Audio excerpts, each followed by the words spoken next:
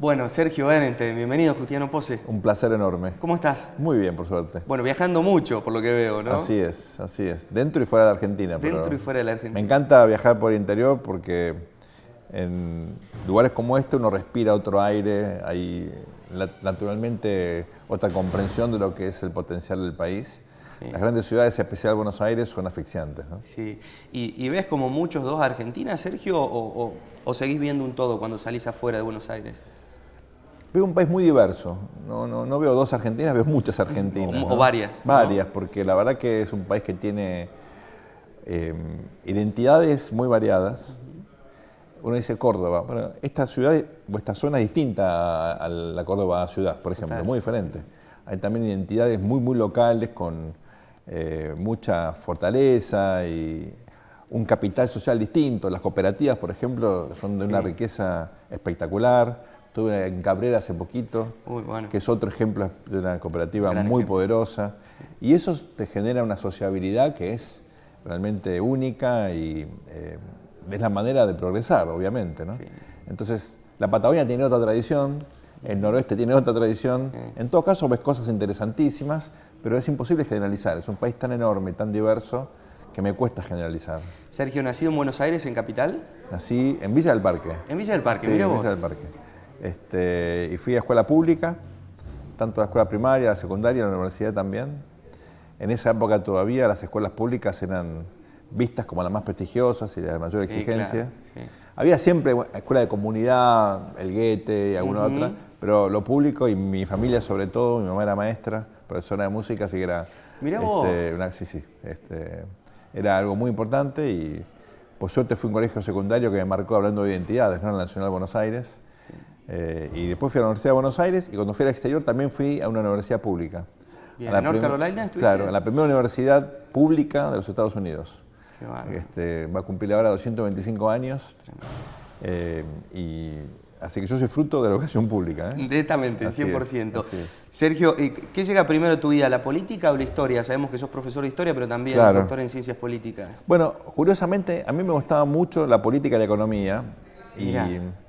Estuve buscando qué seguir, no era fácil encontrar una carrera, no había ciencia política en la UBA en esa época, economía sí, estuve dando vueltas y por una cuestión familiar decidí estudiar ingeniería, nada que ver, pero dije, hay que ganar plata, después vemos qué hacemos, digamos. Sí, muchos tomamos ese camino. Una familia judía, un mandato ahí fuerte también, el único hijo varón, y al año y pico me agarró una crisis y dije, no, yo tengo que hacer lo que me gusta realmente. Y tuve la gran fortuna de encontrarme con algunas personas que con enorme generosidad me sugirieron que haga realmente lo que es mi vocación. Qué bueno. Mi vocación era de historia y dije, ok, me dedico a esto. Entonces fui a la carrera de historia de la UBA, justo en plena transición a la democracia, y la verdad que me fascinó. Ya cuando estaba en tercer, cuarto año, tuve un profesor del cual me hice muy amigo, Marcelo Cavarossi, que fue profesor de una materia historia de los sistemas políticos.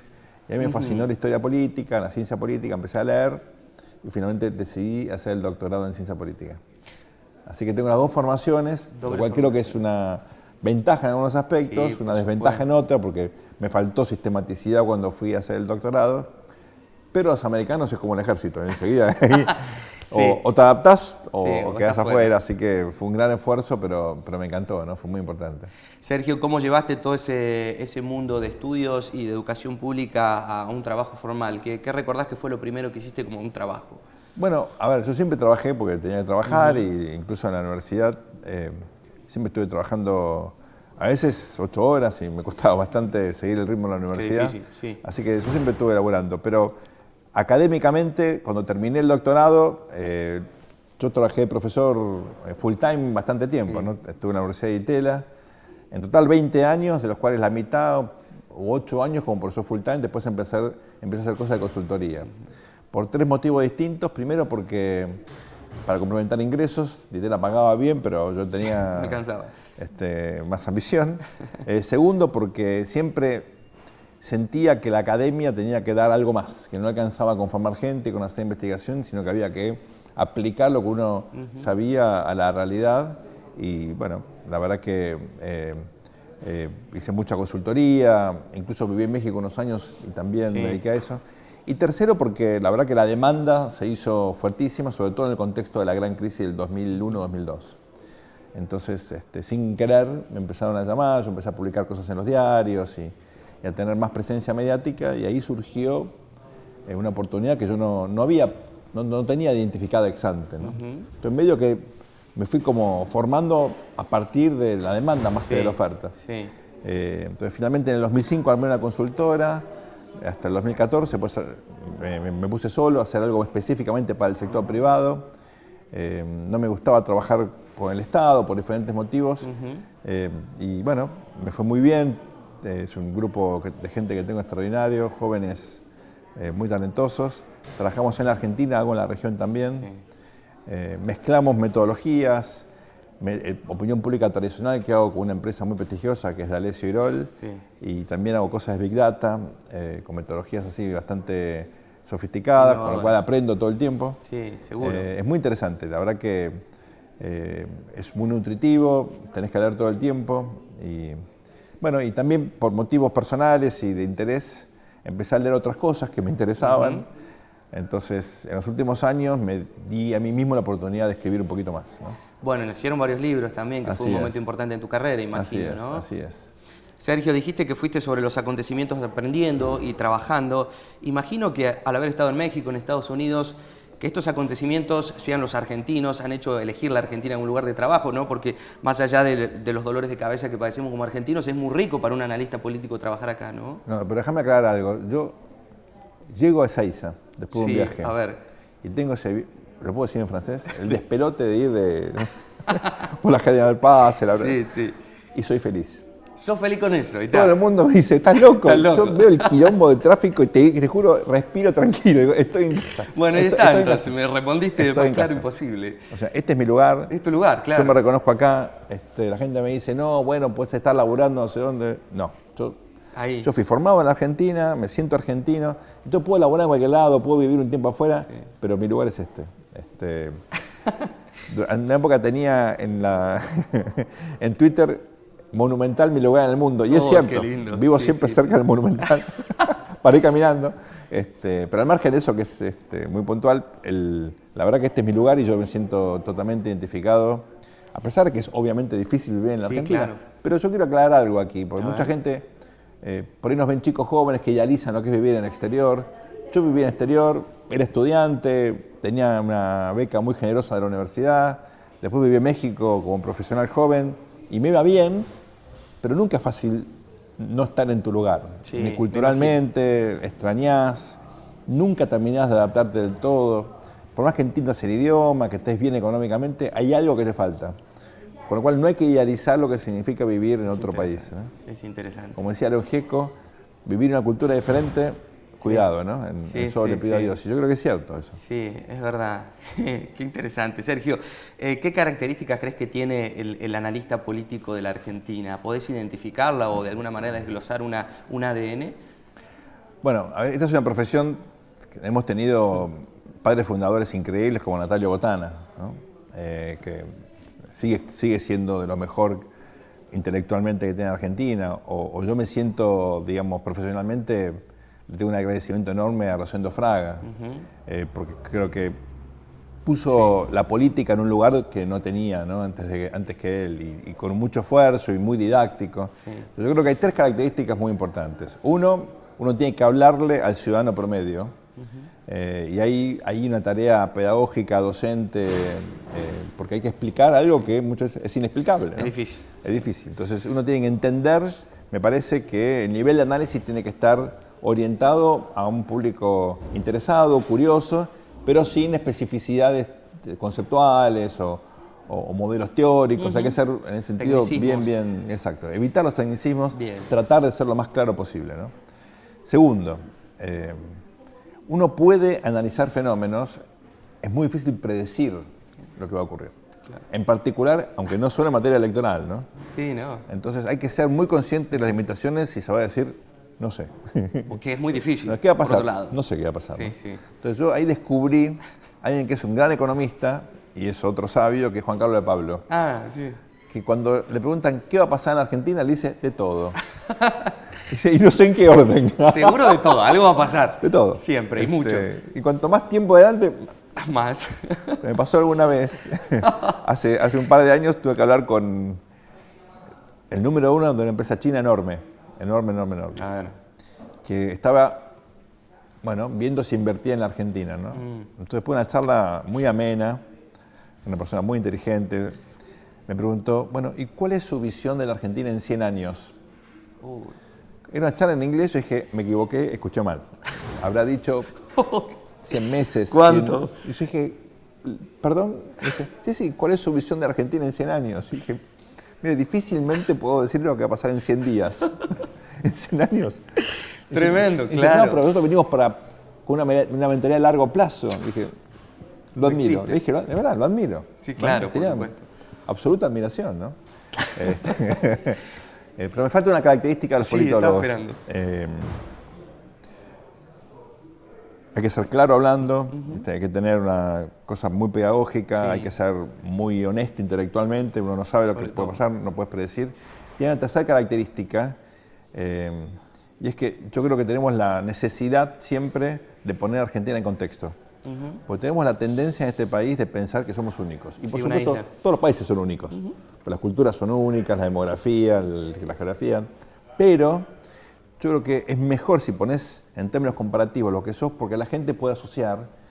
Y aparte de eso, una luz de esperanza, porque muchos países han resuelto cosas que nosotros hasta ahora no hemos podido. Están en el debe. Por ejemplo, la inflación. Me decía, bueno, la inflación es algo que en el mundo ya la resolvieron, es como la rabia. Te vacunan o te la rabia. Si no te vacunas.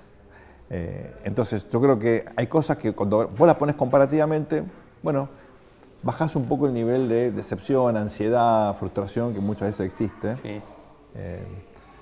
Y también cuando miras el mundo, donde hay cosas tan raras últimamente, uno entiende que hay procesos de avance y de retroceso. Y ninguna sociedad tiene comprado ni el progreso, ni el éxito, Para nada. ni nada. Para ¿no? nada. Y eso también tranquiliza, ¿no? Porque nosotros estamos por ahí mirando la tabla de abajo, ¿no? Y nosotros sabemos lo que es. Sí. Pero los que están arriba también pueden bajar. Pueden ¿no? llegar a donde estamos nosotros. Exacto. Entonces, cuidado con eso porque es muy dinámico esto, ¿no? Y haciendo las cosas bien nos va a ir mejor. Sí, no lo estamos haciendo, pero... pero llegará el momento, ¿no? Claro, nos iría mejor, ¿no? Exacto. ¿Cómo contestás a la pregunta que imagino te debe llegar mucho, sobre todo de muchos sectores que pueden venir de los medios también, con esto de la despolitización, que en algún modo fue un eje de campaña de Cambiemos, que creo que personalmente también le afectó a la hora de esta última elección? ¿Qué le respondés a aquella persona que te diga, no, la política no, con la política no se puede, la política no sirve? La mala política no sirve, la buena política sí sirve. Y buena política es entender que la gestión es indispensable, pero no alcanza con gestionar. Que el hombre es un animal político y que en todo el mundo los actores, tal vez ya no tanto compartidos, ahora hay otras formaciones políticas y hay que adaptarse a eso. Los medios son fundamentales, la tecnología de la información también ha cambiado la lógica, pero sin política es imposible transformar nada. Las instituciones son fundamentales, pero la acción política, la toma de decisiones, el liderazgo, la capacidad de empatía, la capacidad de asociación, de negociación, es fundamental, ¿no? Entonces yo creo que lo que nos sirve es la mala política, lo que es necesario es la buena política, y en Argentina eso es un bien escaso, por ahora, no, lamentablemente, ¿no? Ahora, es natural reaccionar a la política, digamos, entendida como una transacción económica, un quid pro quo. A mí me parece bien, tiene que haber otras cuestiones. No es negar la lógica de los intereses, porque sería un error, pero no todos son intereses. Hay ideales, hay necesidades, hay prioridades, hay emergencias, que te generan una ecuación donde tenés distintas variables, ¿no? Bueno, yo creo que sin una mirada política sofisticada y comprensiva también de... Bueno, los hombres también tenemos nuestros egoísmos y nuestras obsesiones, y hay que también comprenderlo esto. Sin eso no se puede gobernar, ¿no? Gobernar significa hacer política, ¿no? No se puede gobernar sin hacer buena política. Sergio, ¿qué análisis haces? Y tomo como base esto que me decías. Yo me comencé a formar cuando entramos en democracia, en donde parecía que estaba todo dado para que la Argentina pueda crecer de una manera en la que todos queríamos ir hacia un mismo lugar, por lo menos, más allá de las ideologías. Desde ahí hasta este 2019, después de las PASO, ¿cómo has visto la política en esto que hablábamos? No abunda la buena política, pero ¿qué has rescatado o al menos qué análisis puedes hacer de esos años? Mira, ahí con todo lo del el pedido de impeachment del presidente Trump, eventual, que puede hacer la Cámara de me puse a mirar, bueno, cuántos pedidos de juicio político hubo en Estados Unidos. Este sería el cuarto, ¿no?, que avanza. Dije, bueno, el cuarto es mucho, es poco. Y pum, claro, estaba mirando textos y decía, claro, Estados Unidos sufrió el asesinato de 4 presidentes. Es verdad.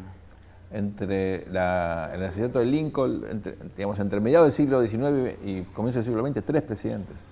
Decís, bueno, en un país que matan a 3 presidentes, ¿vos podés ver ahí una potencia en 30 años, 40 años después? Difícil, ¿no? Difícil. Bueno, eso pasó. Sí, pasó. ¿Qué quiere decir esto? Que a veces los países tardan en cuajar, tardan en generar las condiciones como para que haya un despegue, ¿no? Yo creo que la Argentina, tal vez sin darnos cuenta, estamos en ese proceso de aprendizaje. Bien. Va a depender de cómo capitalicemos lo bueno, lo regular y lo malo que hemos hecho o estamos haciendo. Pero si tenemos esa capacidad de comprender, de aprender, somos autocríticos y aprovechamos las oportunidades que siempre existen, y si no existen hay que ir a buscarlas. Sí. Y si no insistís, y si no perseverás, y no tenés planes estratégicos, difícilmente lo logres, ¿no? Tal cual. Yo creo que el país tiene un potencial extraordinario, ¿no? Tiene una población todavía bastante acotada en tamaño, bastante homogénea socioculturalmente y étnicamente. Tenemos, por supuesto, un montón de recursos naturales. El capital humano nuestro, lamentablemente, por la crisis de la educación pública, ya no es el mismo que hace 30 o 40 años, pero sigue habiendo gente muy talentosa. No quiero decir la marca, pero una marca de autos no podía explicar por qué el mismo modelo aquí era mejor que en México o en Corea. Ah, sí. ¿Por qué? Porque somos fierreros, macho, porque es así. Porque Sí, nosotros vemos un auto y nos emocionamos. ¿O no? Sí, Bueno, sí. eso te vuelve distinto. Hay Sí. cosas que son intangibles. Esos intangibles vuelven a la Argentina a un lugar, me parece, especial, ¿no? Entonces yo creo que hay que no minimizar los problemas, porque sería, ves que tiene 30% o un poquito más de pobres y que tiene una indigencia tan significativa, no puede estar orgulloso de lo que somos. Y deberíamos solucionar esos problemas, por lo menos parcialmente, ¿no? Sí. Pero me parece que el potencial es espectacular y que es cuestión de organizarse mejor. ¿Y qué escenarios posibles tenemos, Sergio, más allá de una claridad que han mostrado las PASO? ¿Cómo ves el futuro de la Argentina a corto plazo? Bueno, por supuesto, hay ahora una enorme incertidumbre de acá al fin de este mandato, ¿no? Primero porque hay una elección, segundo porque en términos concretos la crisis económica lamentablemente se puede complicar aún más. Ojalá que sea esto y no peor, pero podría ser peor, ¿no? Sobre todo en términos inflacionarios, está la cuestión de la deuda que hay que resolver rápidamente. Entonces, tenemos desafíos muy complejos de corto plazo. Pero que veo como algo positivo, que en el contexto de esta crisis hay 3 o 4 ideas que se han, me parece, convertido en consensos. Una, la idea de que es fundamental un acuerdo económico y social con metas de corto, mediano y largo plazo. Que la Argentina dividida, la Argentina de la grieta, es una Argentina que efectivamente no tiene destino, ¿no? Y esto, que fue planteado originalmente por el doctor Labaña, se convirtió ya en un común denominador. Sí. Lo toma Alberto Fernández, hasta el oficialismo renuentemente también lo acepta.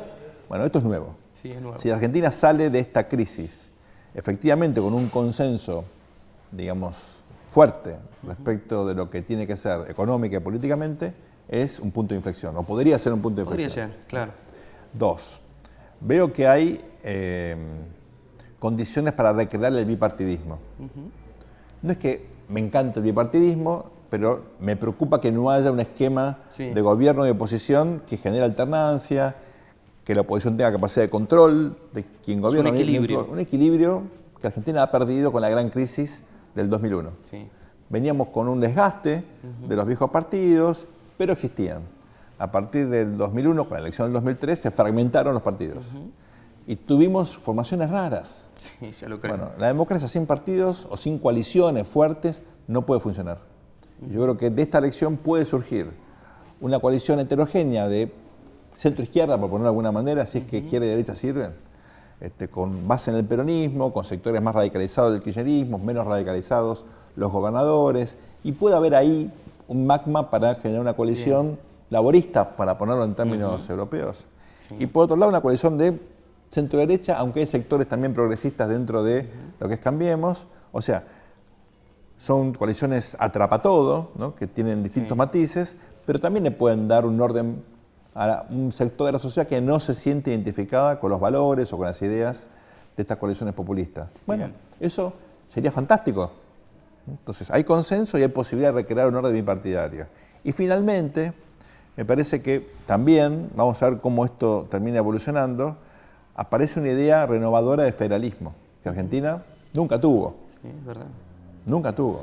Entonces, por la importancia de los gobernadores, por algunas cuestiones de corto plazo, y es, si no tenés una coalición de gobernadores fuertes, la provincia de Buenos Aires te chupa todos los recursos, es la verdad. De verdad, desde siempre. Entonces eso hay que matizarlo de alguna manera, sin que haya confrontación, pero que haya, digamos, una lógica razonable de distribución de los recursos coparticipables. Bueno, eso me parece muy sano. Y son cosas novedosas, ¿no?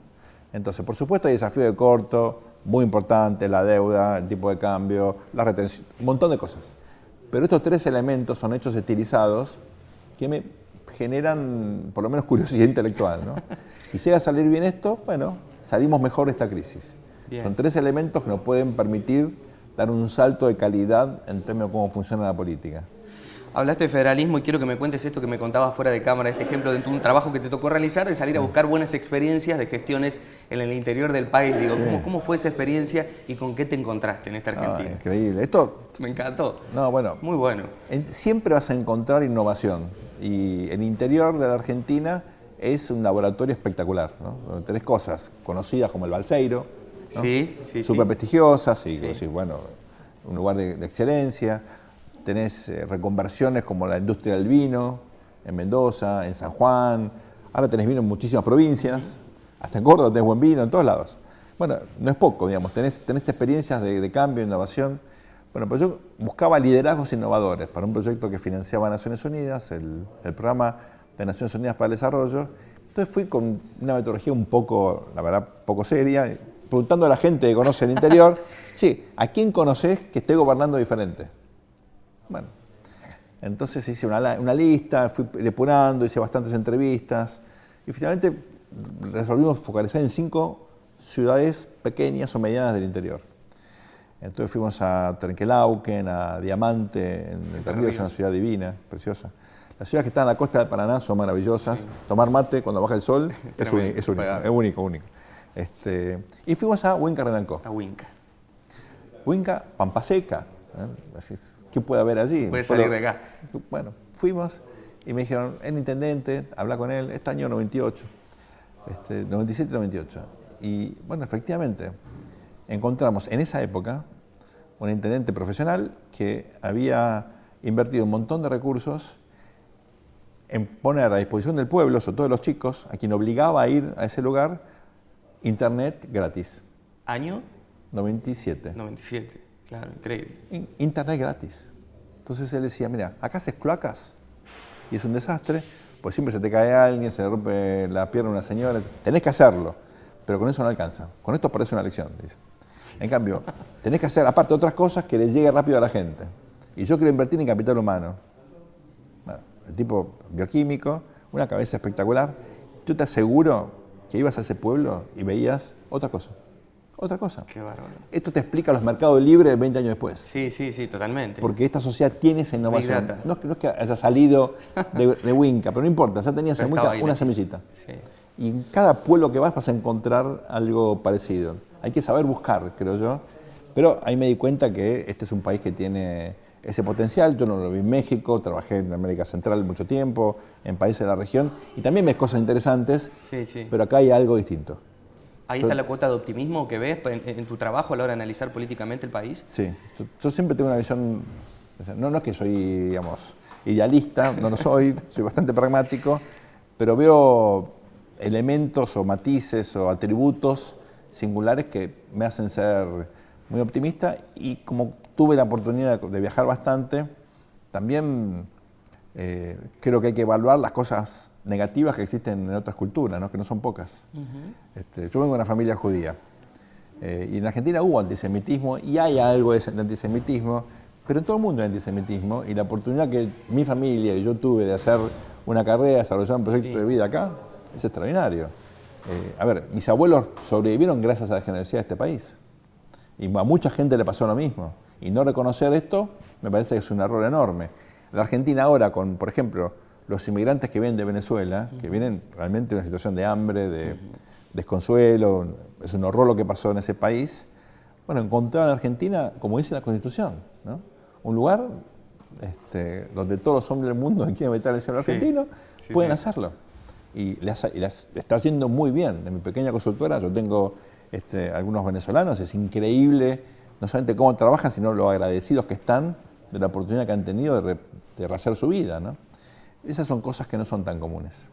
No, aquí está bueno rescatarlas. Sergio, ¿cómo ves la Argentina? Si te saco del analista político, ¿cómo ves un ideal de la Argentina? ¿Cómo sería tu Argentina ideal en cuanto a algo que no tenemos actualmente, que es esto de pensarla todos los días de manera diferente? Mira, yo creo que Argentina tiene una meta de muy corto plazo, una urgencia para resolver, que si lo hace, nos daría un piso, y yo creo que es una especie de trampolín para lograr cualquier otra cosa. Un piso ético y, digamos, simbólico como para lograr cualquier otra cosa. Es un país que exporta alimentos para más de 400 millones de personas. Bueno, tenemos que lograr que efectivamente podamos solucionar el hambre y la malnutrición. Pues son dos cosas distintas y las dos son muy importantes. Hay hambre en Argentina, pero sobre todo hay mucha gente que se va a dormir con la panza llena, pero que está comiendo mal. Si es un viejo como yo no pasa nada, pero un chico no puede tener ese problema porque no puede después ir a la escuela, no puede desarrollarse. Y yo creo que eso es algo que deberíamos poder conseguir, no es tan difícil. Hace falta planificarlo bien, utilizar todos los recursos que tienen los gobiernos, sobre todo locales y provinciales. Esto no se tiene que hacer de Buenos Aires. O sea, cuidado con eso, con la idea de somos los dueños de las soluciones. No. Sí, de acá sale todo. No, hay que descentralizar no solamente la ejecución, sino también la identificación del problema, porque no es lo mismo la malnutrición en el norte que en el centro, que en la Patagonia, o en el Gran Buenos Aires, son cosas distintas, ¿no? Ese es un piso ético, fáctico que hay que resolver. Y la segunda cuestión, uno puede criticar mucho al presidente Macri, y no como hincha de River, ¿no? Hay muchas cosas que se hicieron mal, pero hay una muy importante que se hizo bien, que fue la lucha contra el narcotráfico. Yo no hablé de eso estos años porque escribí un libro con un funcionario de Macri, que es el viceministro, ¿no? El secretario de Seguridad, Eugenio Bursaco. Me parecía que no era ético ni hablar bien y hacer propaganda, ni hablar mal y criticar a un amigo. Entonces dije, pero bueno, ahora que está terminando la gestión, por lo menos la primera del presidente Macri, me siento, creo, con la necesidad de decir, se hicieron muchas cosas muy importantes, que en Argentina nunca se habían hecho. Yo creo que luchar contra el crimen organizado, contra el narcotráfico, es una cuestión que debería ser un consenso duro de toda la clase política.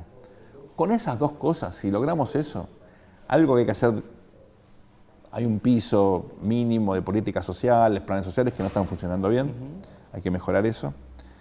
Y sobre todo, construir a partir de la lucha que se hizo contra el narco estos años, el país puede mirarse a sí mismo y mirarse afuera con, me parece, otra mirada, ¿no?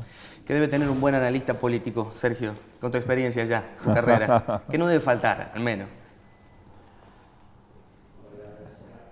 A mí no me gusta hablar de nombres. Sin nombres. Yo creo que un analista político tiene que tener mucha curiosidad, nunca pensar que ya sabes todo, ni mucho menos. Tenés que tener un compromiso y pasión por lo que haces, ¿no? Y sobre todo, generosidad. A ver, no tenés que enojarte, no hay que enojarse con la realidad. La realidad hay que explicarla, no enojarte con ella, ¿no? Sí. Ya bastante tiene la gente sufriendo para que vos encima vengas y digas, es todo un bajón. Sí. Bueno, sí, es un bajón, pero no agregás nada diciendo que es un bajón. Explicar a la gente más o menos, ¿no? Yo creo que eso es un atributo, yo lo vivo así. Yo voy a la tele y trato de aportar algo como para mostrar una salida o señalar algo positivo. También lo negativo, pero no dar todas pálidas, ¿no? Ya bastante problema tiene la gente todo el tiempo como para encima que yo vaya y le tire una mano de alquitrán. Me parece que hay que buscar siempre algún matiz que marque algo positivo, ¿no? Sos un apasionado del fútbol, ¿no? Sí, sí. Sergio, ha habido una politización del fútbol y una futbolización de la política en este último tiempo, ¿no es así? Bueno, mira, hace 14 años participo de un programa que nadie conoce porque es muy malo, pero que se llama Política y Pelotas. Política y Pelotas. Un programa de radio, lo llama sobre dos pasiones argentinas. Y lo hago con un amigo de la vida, que se llama Omar Lavier, un periodista que hace judiciales en Infobae, pobre hincha de Chicago, imagínate. Pero bueno, es buenísimo porque la verdad que siempre hablábamos de política y pelotas, nuestras dos pasiones, ¿no? Dijimos, hagamos un programa de radio. Ahí está. Y yo creo que hay enormes tangentes en común. El deporte en general en el mundo se ha convertido en una industria poderosísima, ¿no? Antes era un mecanismo de instalación de élites, porque un club te daba visibilidad. Sí, Macri. claro. Sí, sí. Ahora, aparte es una industria que mueve miles de millones de dólares. Ambas cosas se cruzan naturalmente. Hay intereses políticos y económicos. Vos te preguntás, ¿qué es más importante? ¿Ser presidente de un club de fútbol, cualquiera de los grandes, o legislador? En tema de visibilidad, recursos, capacidad de saber medios, la verdad. Sí, sí, más atractivo el fútbol. Y fíjate que aparte no es solamente Macri, Matías Lamens salta de San Lorenzo a un cargo político. Hay muchas experiencias, muchos ejemplos, y me parecen naturales porque te da una visibilidad, una comprensión y obviamente también redes de vinculación que te permiten utilizarlas políticamente, ¿no? Ahora, lo malo de esto, las barra bravas, los fenómenos delictivos vinculados al fútbol y a la política, ¿no? Los matones, la droga, todo eso que también es parte de la... Y es horrible. Y los negocios, algunos negocios que son, ¿no? Gente que llama a un referee, eso pasa. Sí, pasa en la política y pasa en el fútbol. Ahí está. Y eso hay que transparentarlo, ¿no? Yo creo que eso es lamentable. Hay una politización también de los cánticos. No sé si... Sí, total. En las canchas. Sí. Yo empecé a la cancha, al poco tiempo empezó el que nos salta es un inglés, ¿no? Sí. O en la transición se cantaba la marcha peronista. También. Era impresionante, ¿no? Y era espontáneo. Era espontáneo. Sí, sí, era espontáneo. No era algo que estaba preparado. No. Así que yo creo que es natural, es un fenómeno de masas y bueno, la política es parte de la identidad popular, así que se expresa muchas veces en el fútbol, ¿no? Pasa que con el fútbol no hay forma de no quererlo y de no apasionarse y de no sentirlo y de no vivirlo de esa manera, pero está pasando que con la política ha pasado a ser una mala palabra, como te lo decía al comienzo de la nota, y quizás del otro lado, quizás esta noche en la charla te encuentres con muchas personas que crean que con la política no se cura, no se educa, no se come, pero tampoco sirve para mucho. ¿Qué mensaje le das a quienes no estén esta noche y estén del otro lado, ya sea un joven, una persona con años, que descrea o que esté desinteresado, con razones o no, de la política? Primero, comprensión, porque es natural que así sea, porque uno ve el resultado de la política, o gente que se metió en política con la mejor intención y salió decepcionado, dañado, a veces con problemas incluso personales, peleas, las grietas, es natural que así sea. O sea, primero, entiendo que esto sea así. Ahora, nada se cambia sin buena política. Nada. Y la política en Argentina funciona muy mal. El sistema político es disfuncional, ¿no? Está mal armado, tiene malas reglas, que favorecen a unos pocos, que las controlan, las monopolizan muchas veces y no las quieren cambiar, ¿no? Pero sobre todo, estoy terminando un trabajo de investigación, un libro sobre la 125 y sus consecuencias en el mediano y largo plazo, ¿no? Uy, qué interesante. Tengo una primera versión, lo estamos revisando. Lo hago con una coautora, Elisa Perano, que conoce muchísimo de campo, muchísimo. Vive en Pehuajó, tiene un marido que es tambero, conoce desde otro lado. Nosotros lo veo desde el punto de vista más teórico y ella más práctico. Pero una conclusión tenemos y es la siguiente. A ver. Pensar que uno puede maximizar tranqueras adentro, ¿no? Y pensar que uno está a salvo y invirtiendo más, innovando más, puede sobrevivir, es un gran error.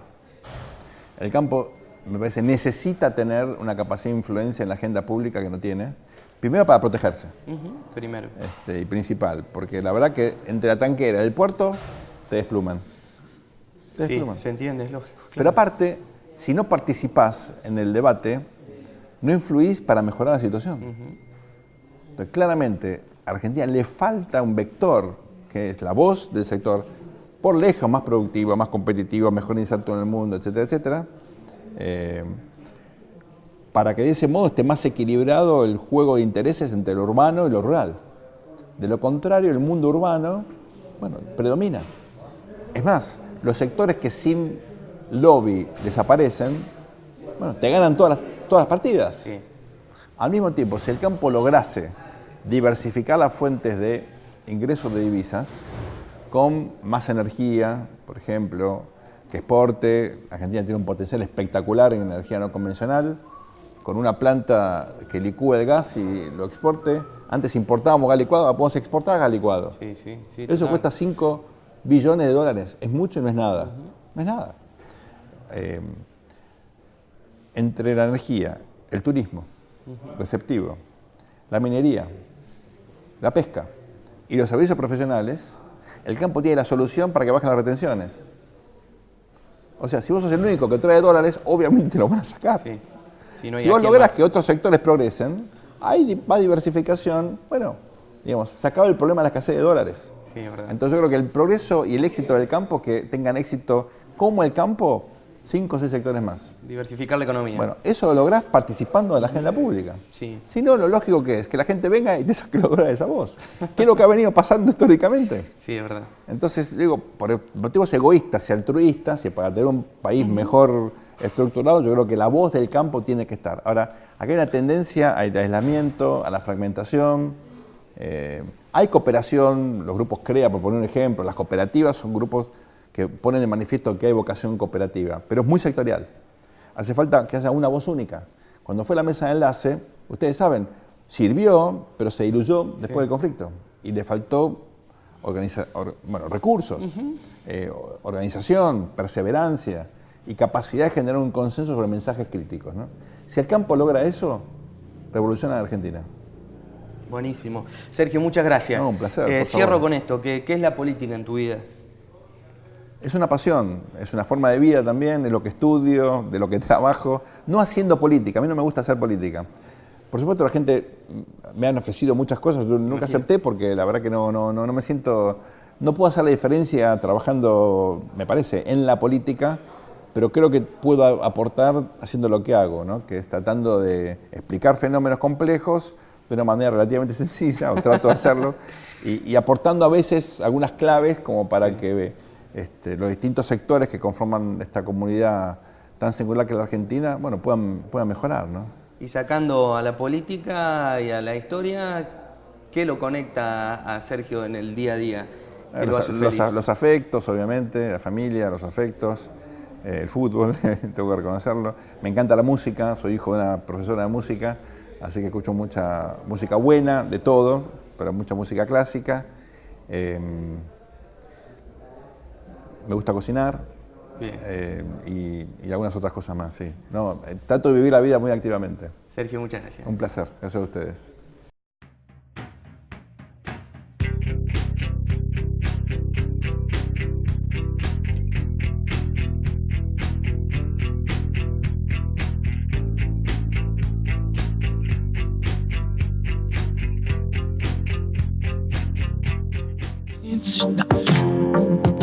يا نوم وظيف مشتاق يا سمع بيه جديد سجدة يا نوم وظيف مشتاق سيمو الشتوي سيمو